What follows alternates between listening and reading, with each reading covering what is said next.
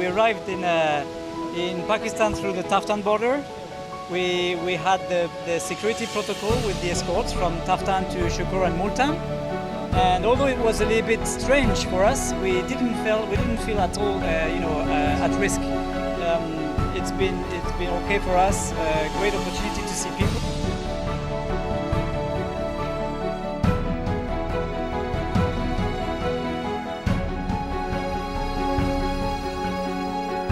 This 18 months journey is to meet people, to go and meet new cultures, to show to our kids who are still quite young how beautiful the world is.